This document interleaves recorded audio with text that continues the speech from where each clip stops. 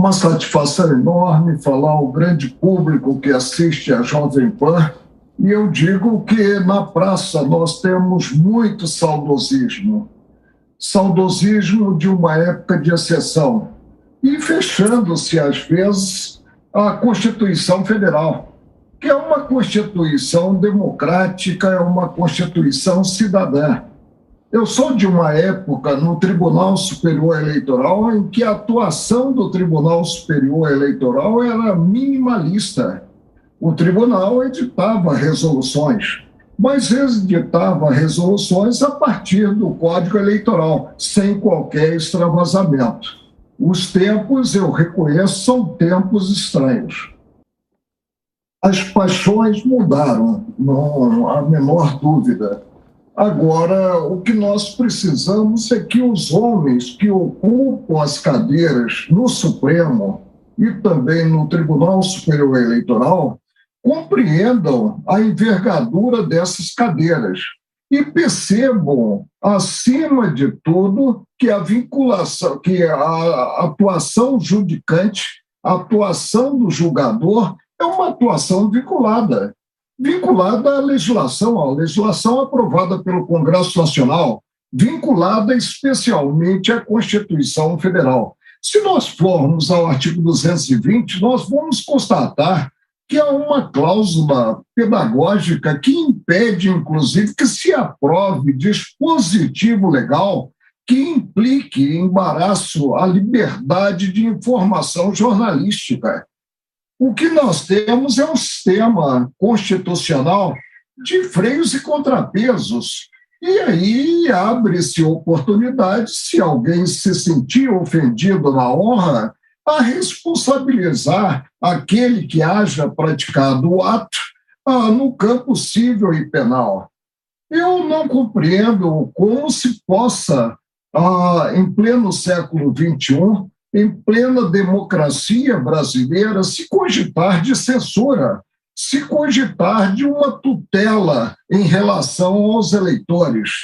Os eleitores comparecerão ao pleito, ao segundo turno, e definirão se pretendem realmente continuar com a política que vem sendo implementada, política, a meu ver, merecedora de encômios, ou se quer realmente retornar a um período anterior. E nesse período anterior nós tivemos durante 14 anos. Refiro-me aos 8 anos do presidente Luiz Inácio Lula da Silva e aos 6 anos da presidente Dilma. Não há espaço para retrocessos. E creio que vamos avançar, vamos aguardar com confiança o pleito que se avizinha sob o ângulo do segundo turno e a definição. A definição, eu mesmo disse anteriormente e torno a repetir, que votaria no primeiro turno em quem estivesse em terceiro lugar. E no segundo turno, se persistisse a polarização, e a polarização que nós vamos ver, estamos vendo nos dias atuais, eu votaria no presidente em exercício, Jair Bolsonaro. Por que não sufraga o nome do ex-presidente Lula? E em 2002 eu votei no ex-presidente Lula. Eu tenho até uma caricatura aqui em casa que saiu na última página da revista Isto É, em 2002, em que eu estou na porta de um restaurante com a faixa presidencial, vem chegando ao Brasil, portanto, o ex-presidente Fernando Henrique Cardoso, com as malas, com etiquetas, Itália e Espanha. E na tabuleta do restaurante, nós temos como prato do dia, né, a Lula. E votei no ex-presidente Lula, mas não faço nos dias atuais, porque ele foi presidente, como eu disse, durante 8 anos, deu as cartas durante 6 anos com a presidente Dilma e foi condenado pela Justiça Federal, né? E vinha cumprindo, inclusive, pena quando se chegou ao ponto de dar o dito pelo não dito, anulando os processos crime e praticamente se voltando à estaca zero. Isso não contribui para um avanço cultural, não contribui para dias melhores no país. Mas paciência, foi voto vencido, a maioria se formou no sentido de anular os processos crime, considerado uma incompetência, inclusive relativa, que nós sabemos que preclui a incompetência territorial, que não havia, da 13ª Vara Criminal, e voltamos com isso a estaca zero. Paciência, é a maioria que decide. Agora, o apelo que eu faço àqueles que continuam na arte de julgar é que percebam a envergadura da cadeira, percebam, acima de tudo, a submissão à Constituição Federal. Olha, eu penso que os homens de bem devem reagir. Concordo com o Cajuru quando ele aponta que a solidariedade é um predicado um pouco em desuso, mas ela precisa ver consideradas as palavras mesmo de Machado de Assis. O chicote muda de mão. O que ocorre hoje com este ou aquele veículo de comunicação pode ocorrer com qualquer outro. E aí não adianta posteriormente se lastimar. Eu penso que a cláusula básica constitucional, a liberdade de expressão de comunicação, a impossibilidade de até mesmo a lei aprovada pelo Congresso Nacional implicar cesseio ou embaraço à comunicação jornalística. Isso é básico para que continuemos vivenciando um Estado democrático de direito, sob pena de termos um retrocesso. É preciso abrir-se à Constituição Federal e perceber-se as garantias dela constantes. Eu não concebo que possa haver qualquer cerceio à liberdade jornalística. Nós, cidadãos em geral, temos interesse em conhecer os fatos, conhecer os diversos ângulos das matérias que são colocadas. E a censura aí é impensável. Eu vivi a época do regime de exceção, mas era um regime de exceção. O regime hoje é essencialmente democrático. Nós temos uma Constituição, e o Ulisses Guimarães apontou muito bem, que é uma Constituição cidadã, tanto assim que ela trata, antes de cogitar da estrutura do Estado, trata dos direitos sociais, ao contrário dos documentos básicos anteriores. Mas vamos aguardar e vamos realmente reagir, nós, homens de bem, visando preservar os ditames constitucionais. Acima de tudo, os ditames constitucionais. E a Constituição a todos, indistintamente, submete o legislativo no que normatiza, submete o executivo no que executa as leis e submete principalmente o judiciário, até mesmo o guardião maior dela, a Constituição, que é o Supremo. Desde sempre, e ele defende essa lógica da regulamentação dos meios de comunicação. Cabe isso dentro da Constituição, ministro? Onde é que seria? Porque eu, de alguma forma, não vou infringir a cláusula pétrea do artigo 5º? As linhas básicas são as constitucionais.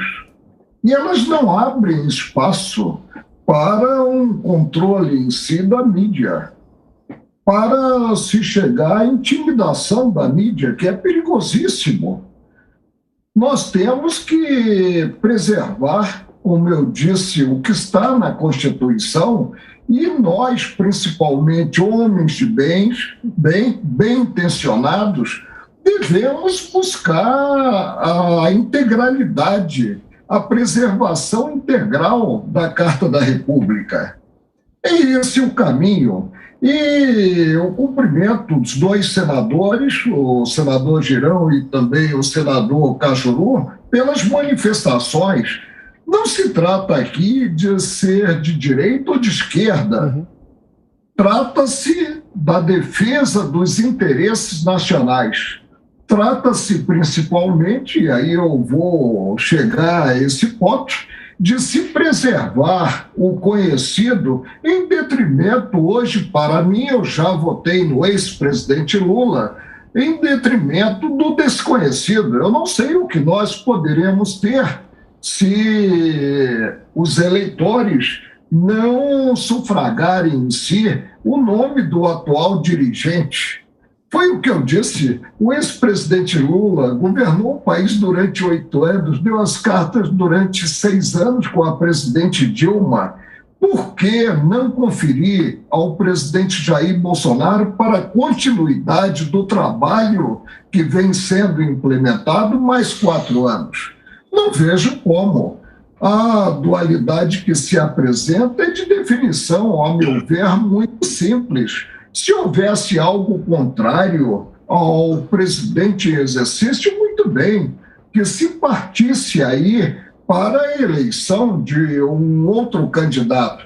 Mas não há nada contrário, em que pese até mesmo a mídia, e eu ficava assustado quando ouvia o Jornal Nacional, em que pese a mídia, o presidente vem aguerrido e vem tentando mostrar o que fez durante esses anos e também mostrar o que pretende fazer nos próximos 4 anos, que se dê um crédito ao atual dirigente maior do país.